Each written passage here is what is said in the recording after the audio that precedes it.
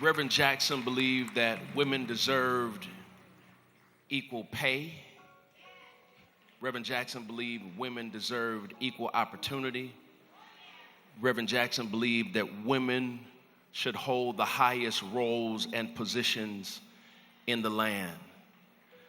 The first woman, the first African American woman, the first Asian American woman, Vice President Kamala Harris.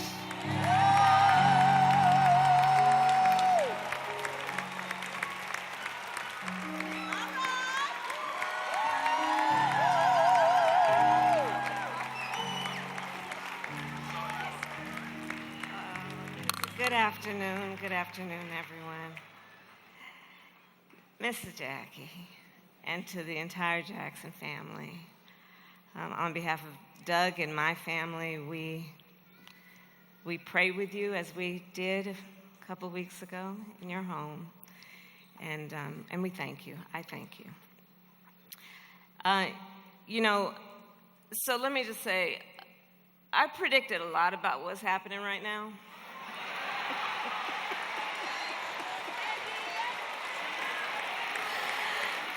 I'm not into saying I told you so, but we did see it coming.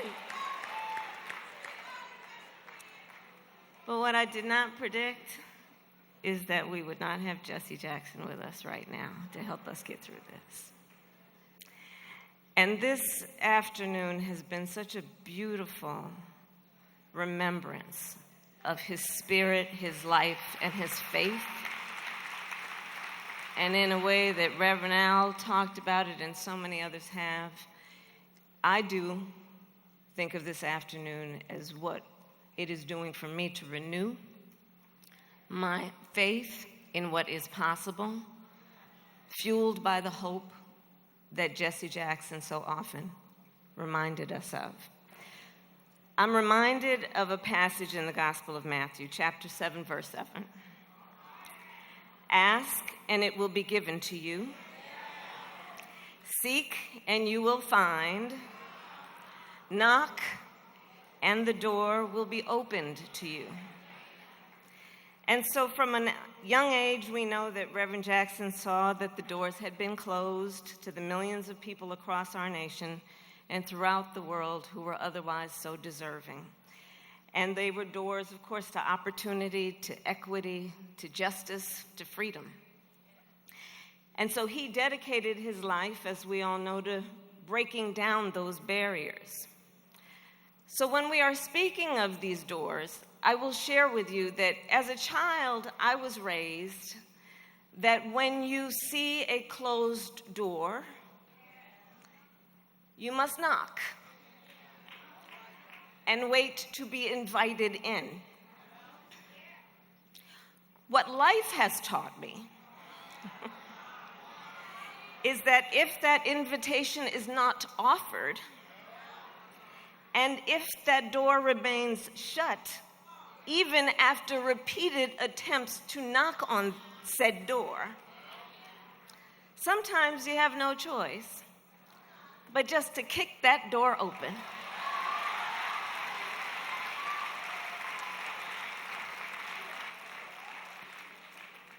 Reverend Jackson was impatient. He did not waste time waiting. Even when the doors in front of him were barred and bolted, even if those on the other side hesitated or even ignored him, he always devised a way through. Jesse Jackson was a strategist. He was one of the most effective community and political organizers of our time. And he was the founder, I think most would agree, the founder of the modern progressive coalition. Think about the work that he did. In addition to the strength of his spirit and his determination, the leadership of Jesse Jackson was defined by his vision, dare I say his ambition, to tap into what otherwise had been untapped in terms of the potential of a coalition of seemingly different people who could be brought together around shared values and ideals and experience. That's what Jesse Jackson did. He modeled that for so many of us. Over the past half century, that coalition strategy, his methodology, has been the heartbeat for so many movements about progress in our country. Those movements born out of struggle, but resulting in progress. Think about, and it was mentioned, the women leaders that he elevated, like the self-described colored girls, who have been a driving force behind so many campaigns that have been about freedom and justice. Throughout his life, Reverend Jackson reminded us that the many fights for freedom are interconnected. He saw not only the interconnection, but the interdependence of the various struggles for justice and dignity on behalf of Black Americans, Native and Asian Americans, Latino, LGBTQ Americans, and Americans with disabilities. That was Jesse's rainbow, and he continued to grow it. He gave us the language, the rainbow, to understand, as has been said, the beauty that comes after the storm when we see what is possible and what can be unburdened by what has been. As he once said, when a barrier falls for one of the locked out, it opens the doors for all. And that is what he told me, and what he taught me, and how he inspired me. I was a student at Howard University, you know,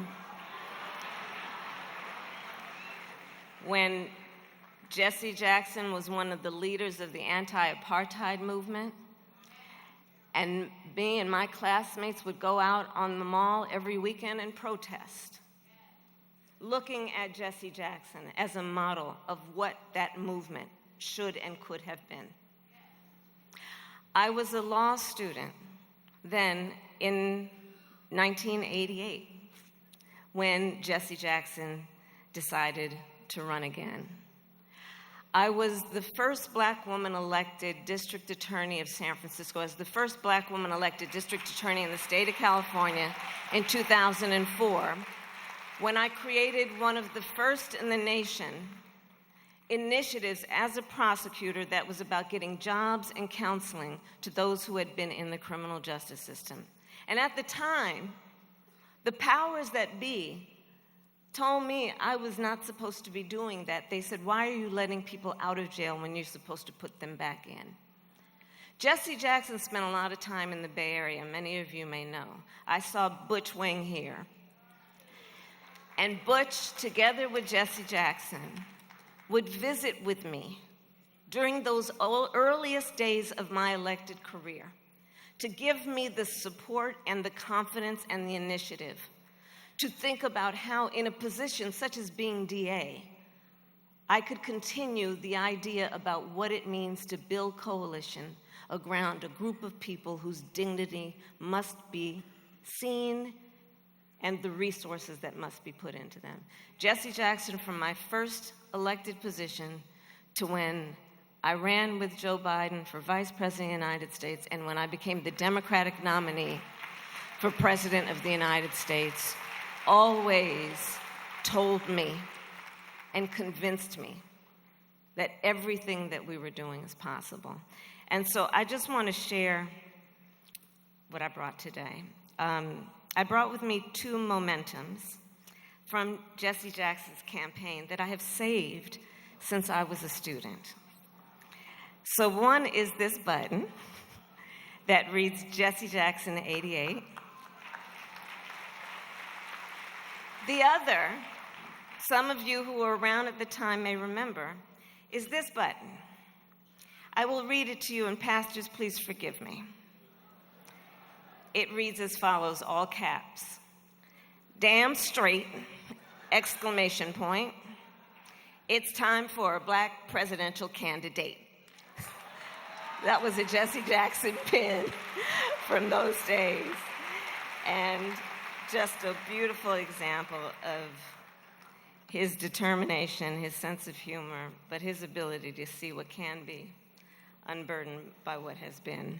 And I thank you, Jesse Jackson, for your service to our nation and the world. Well done, good and faithful servant. Well done. Thank you.